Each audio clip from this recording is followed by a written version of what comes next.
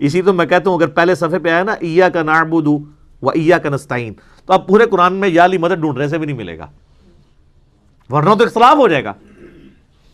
ہاں جو آپ ڈھونڈ رہے ہوں گے نا وستعینوا بالصبر والصلاۃ، نماز اور صبر سے مدد چاہو، کس کی؟